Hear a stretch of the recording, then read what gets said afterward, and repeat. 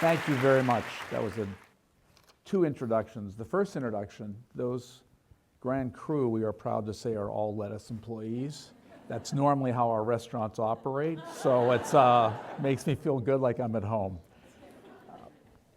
I'm honored to be here, especially when you hear all the different speakers who have been here or been in New York. It's a pretty terrific idea of what everybody's trying to do, and I think the turnout shows how important it is.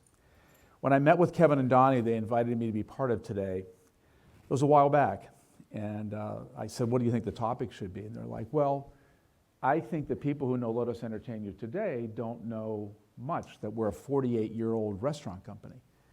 And most of the people don't know anything about our history. And they agreed that was actually what they thought would be a great topic to go through, which is certainly part of my mantra.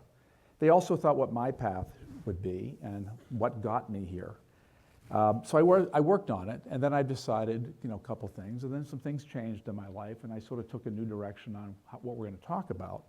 So I'd like to share that with you if you could. I grew up in Pittsburgh, Pennsylvania. Both of my parents had tuberculosis. They actually met in the sanitarium, which was how the disease was treated back in the 1930s. My mother went in for 3 years after grade school. My father went in for 4 years after high school. Since my parents both had a difficult upbringing, they did their best to create a better life for my brother and me. My father was a real estate manager of apartment buildings, and my mother assisted him when she could. It felt like a pretty normal life, actually. My parents were certainly loving and raised us well. Unfortunately, when I was 12, my father suffered a heart attack and died at the age of 48. My mother, 44, my brother, who was 16, had a very difficult time dealing with my father's death, which happened in the already violent and tumultuous year of 1968. It was an emotional and difficult time in our life, and especially for my mother. A few months after my father died, my brother moved to Florida to live with my uncle. From 7th grade until college, it was just my mother and I. She continued to work in real estate and wanted to provide for me. We had a good, loving relationship. I never wanted to cause her any harm or worry or fear. Without knowing it, I was becoming responsible. I was the man of the house. I was adaptable and I was self-reliant. I worked all types of jobs. I cut lawns, I was a drugstore delivery boy and a clerk at a toy store. And I really enjoyed work, and I certainly enjoyed earning money. Growing up, we moved quite a few times and ended up going to 10 schools in 16 years that my children tease me about all the time. That many moves requires some skills. You learn to start over and make new friends and adapt to new situations and establish relationships. You certainly learn flexibility. And you really need to develop your personality. Somewhere in all of that, and maybe it's make-believe, I've decided that was the basis of my hospitality. I was continually building relationships, even if they might be short-term. I needed to be flexible and to make friends. To make friends, you need to be hospitable.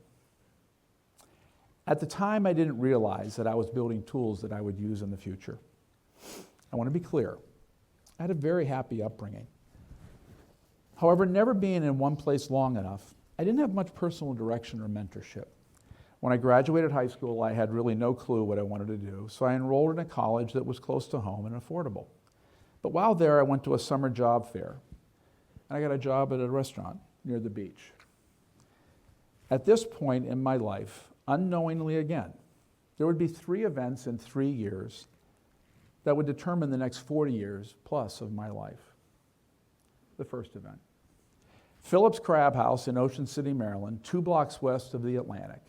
About a city block long and wide. It's got 1,400 seats, 6 kitchens, and owned and operated by the Bryce and Shirley Phillips family since 1956. In the summer, there'd be a line around the block to get in. Phillips probably had 20 year-round full-time employees. Then they hired 400 college-age students like me for the season. For those of you who are in the room that are in our business, you know what I'm going to say next. At least I hope you know. From the very moment I walked in, I loved it. The energy, the pace, the smells and sounds, the laughter, the relationships. I love the synchronization and the teamwork and the occasional, more often sometimes, frustrations. I was working at night. I was spending my days at the beach and making $1.10 an hour. What could be better? I loved going to work. Right away, they offered me responsibility for the busiest of the 6 kitchens. I ran that. Later, I was made the night kitchen manager, closing down all the kitchens and taking inventory. I was always late to the after-work parties. I preferred to work.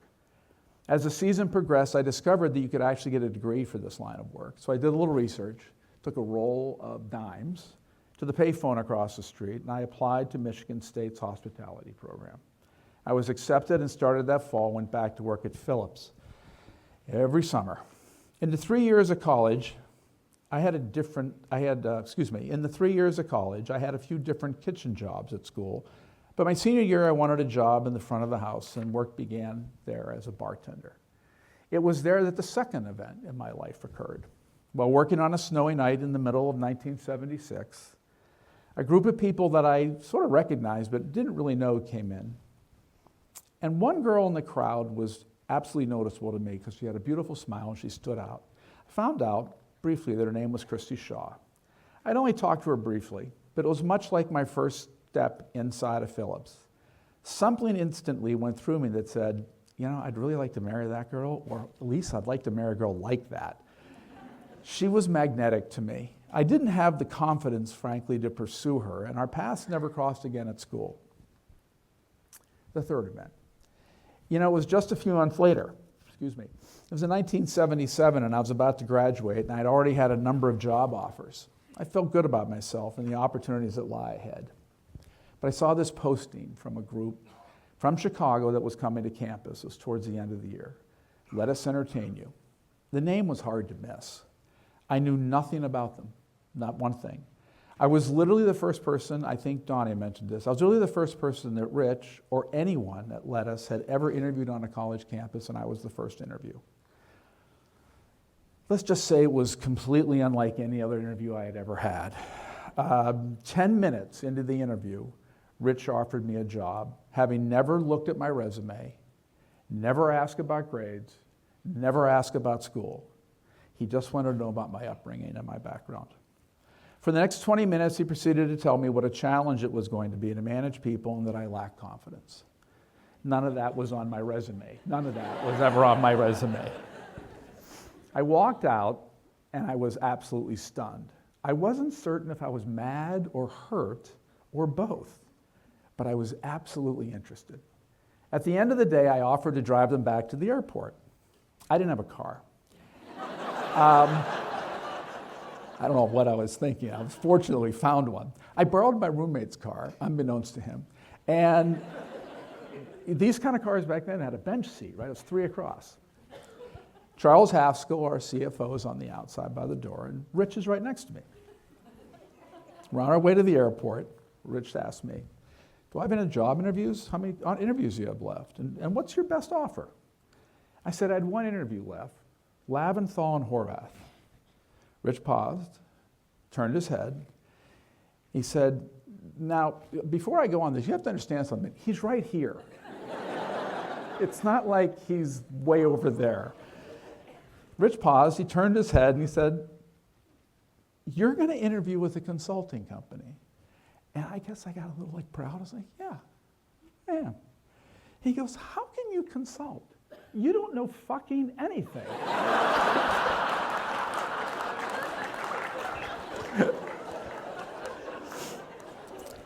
Trust me, on that day, that was the most direct feedback I had received collectively in my life.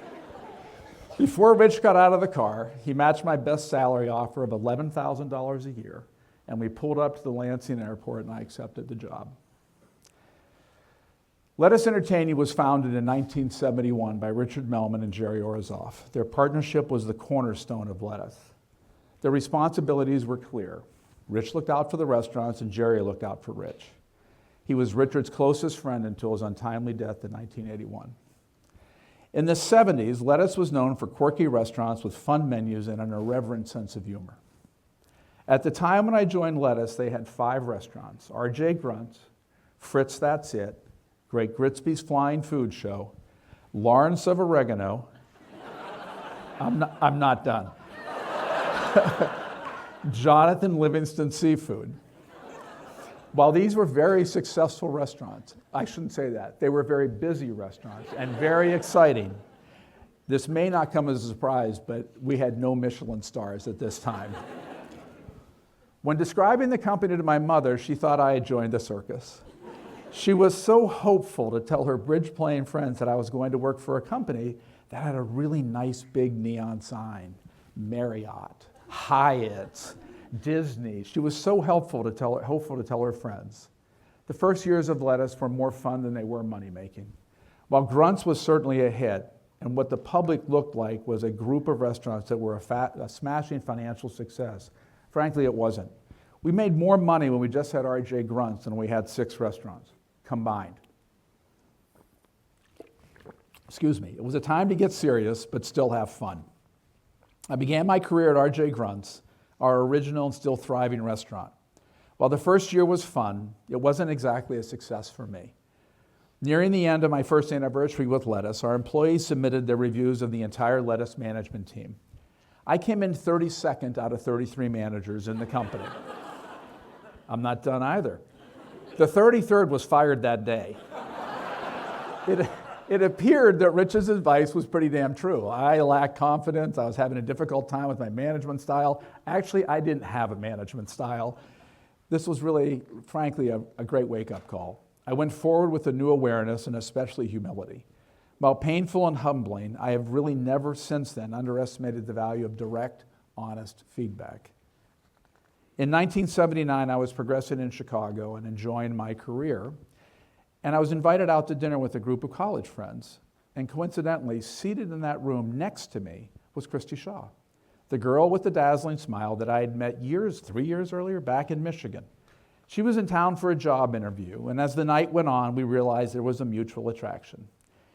She got the job and moved to Chicago, and I got the girl, and we got married in 1981. So, thank you. So after 20 or 22 years of what I would call relative instability, my life's course was suddenly redirected. I had a cool job, a great mentor and a business partner, and now a terrific wife. What I didn't realize at the time, that this business partnership and my marriage would become the 2 constants in my life for the next 40 plus years. They were my foundation. In the 1980s, Lettuce continued to evolve as our guests did. The baby boomers had emerged and they were hungry. We upped our game in food, service, and sophistication, and we added more discipline and systems to our operations. Our first 4-star restaurant, Umbria, under the direction of Gabino Sautelino, took us to an entirely new level of dining, service, and sophistication. We followed with the polished casual restaurants such as Un Grand Cafe and Avanzari. Then we began large format entertainment style restaurants such as Scusi, Ed DeBevick's, and Shaw's Crab House. Lettuce had a knack for creating concepts that were one step ahead of the guests, yet still accessible. This time it was fun and we were making money. We were growing the company, and most importantly, we were building our culture. As I was growing my career, I focused on honing my skills and leadership. I was reading, tasting, and learning. I was energized and wanted to grow, serve, and I wanted to lead. The opportunity to establish myself in my career came almost at the exact same time as my wife and I were establishing our family together. It was a challenging but exciting time. My wife and I were truly partners, and we shared the same values and goals. We were aligned on our life and our family issues. Christy was firm in her convictions and very supportive and understanding, and gave great insight about the restaurants. As Lettuce was growing, of course, I had many long days, many late nights, and quite a bit of travel. Her only request from me was very simple. When you are here, be here. Be present. We've all heard that. It's a simple request, and we all know it's somewhat difficult to execute.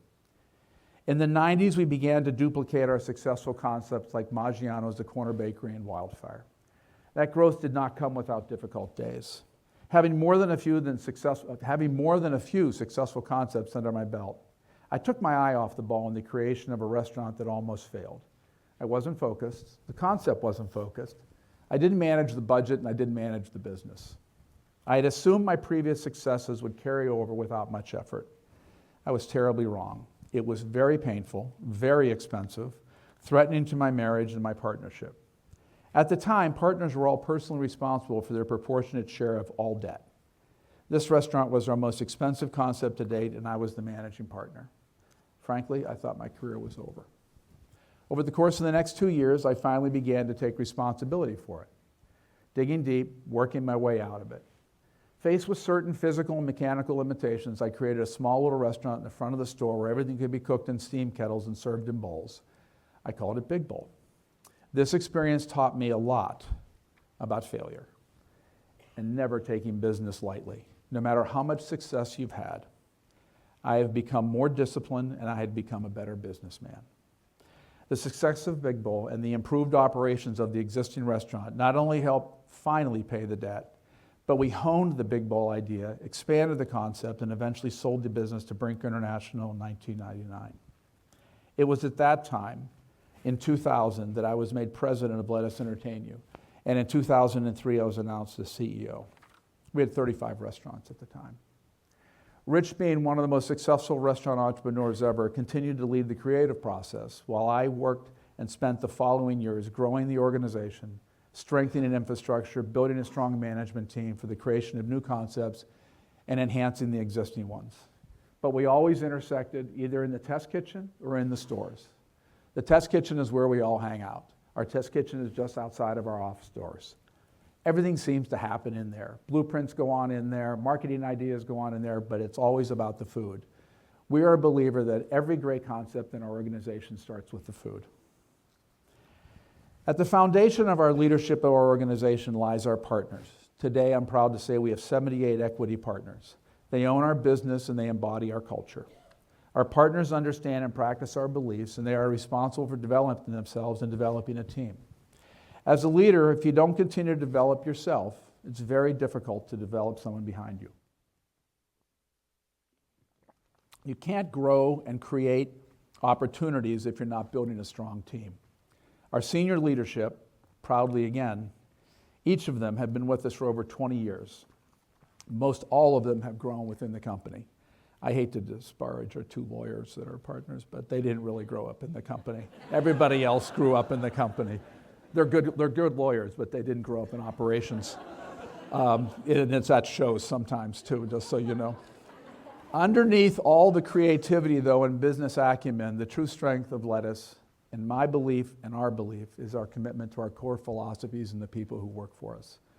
Caring for your guests, caring for your employees, caring for your vendors, and importantly, caring for yourself. I constantly tell our people, if you're not taking good care of your employees, who do you expect is going to take care of your guest? I believe the caring is hospitality. In the last decade, we've introduced the next generation of the Melman family. RJ, now our president, along with Jared and Molly. They bring in a new perspective, energy, and passion with concepts such as Hub 51 and Studio Paris, our first nightclub, and the RPM brand. More importantly, the 3 of them embrace and will carry on our operating standards and philosophies. Fortunately, it's in their blood. Today, we have 137 restaurants with a pretty full pipeline. We have 65 different concepts, and we operate in 12 states. This isn't that important to us, but other people talk about it. We're the largest privately held restaurant company in the country. Yet we think small, believe it or not, we think very small, and we think of ourselves as a family business. While our goal is not to be the biggest, we strive every day to get better and to be the best. While we have the advantage of a strong team and strong infrastructure, regardless of how many times we've done it, every new business requires attention to detail and hard work. There's absolutely no way around that. Even with our experience, we still make the same damn mistakes it seems like every time we open a restaurant, we make the same mistakes. But we scramble and we work to fix them as fast as we can. Not unlike the days of RJ Grunts, our belief is you need to treat every new restaurant as if it's your first. I think it's helped us in our success.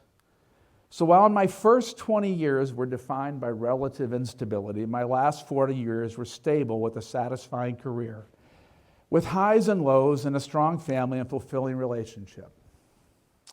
So that was the story I was going to tell you.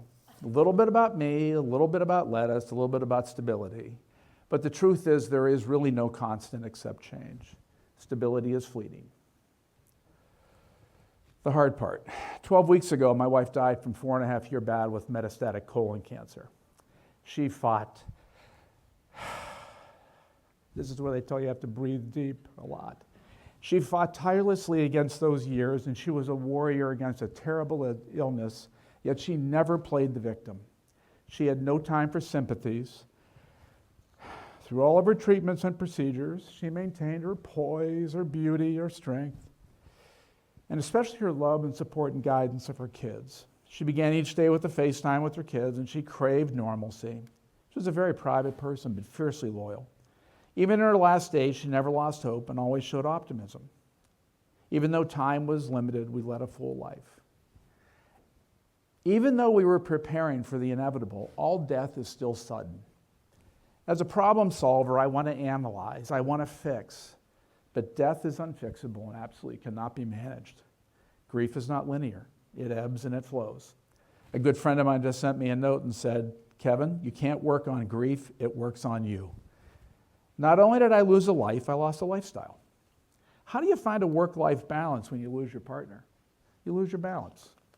You go back and forth between feeling pain and beginning to move forward. One makes you sad, the other one makes you guilty. One moment I'm ready to throw myself into a challenging project, and the next I don't want to answer a single email. I think we've all seen the movie Top Gun. If you haven't, I think it's on TV every night. It's really a good movie. I've seen it just once. There's a scene in the movie where Tom Cruise's character, Maverick, takes a risk, and his co-pilot, Goose, is killed. Later in the show, Maverick, with the new co-pilot, is in a dogfight. Maverick is in his F-14, but he won't engage in the fight. His co-pilot is yelling at him, Maverick, engage. Maverick, engage. Maverick resists, thinking of his past mistake and the death of his friend. But eventually he engages and, of course, wins the dogfight. That's Hollywood. There are days I'm in the air and I'm in the jet and I am ready to fight. And there's just days I'm not. That'll take time. It's easy to make comparisons to when I was a child being left alone by my father's death. I'm certainly not alone today. I have loving, supportive children and their spouses. They remind me that I don't need to be mom, just be dad. And we have some really great friends who have been so terrific. Fortunately, I have a terrific therapist.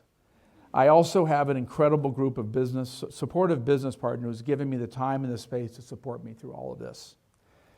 Look, Rich gets a lot of credit for his creativity in the company and his drive, and it's well-deserved, but the lettuce culture of caring begins with him. I've had the honor to manage and run a family business, but the biggest honor is to be treated like a family member. They have kindly given me the space to re-engage at work while I simultaneously stay so close by my family side. It's funny that I can be surrounded with such love and support, yet still feel lonely.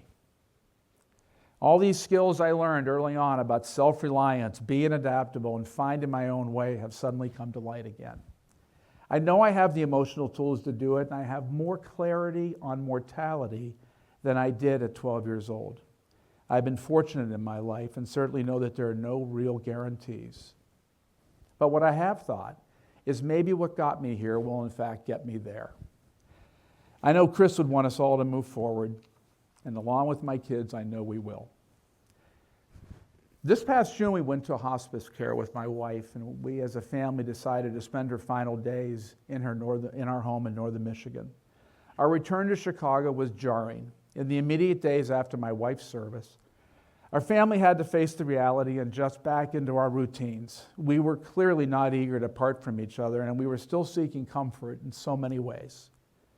In our greatest time of sorrow and vulnerability, we as a family sought comfort where else? In a restaurant. Just 2 days after my wife's service and just before sending my youngest back to New York where she lives, our family met for dinner at Pizzeria Portofino, our latest concept located on the Chicago River. It was a spectacular night, beautiful weather, great crowd. And despite the overwhelming absence of my wife, I couldn't help realize that my other constant, my long-standing relationship with Lettuce and its extended family, was merging at this time to support my children and I. We were comforted by the buzz of the crowd and the warm welcomes from everyone, including the management team and the entire Melman family who were there working on the floor. Knowing that Christy would have loved every part of this restaurant, its style and its food, I took a moment to realize that this was just another example of caring, hospitality at its finest. Thank you.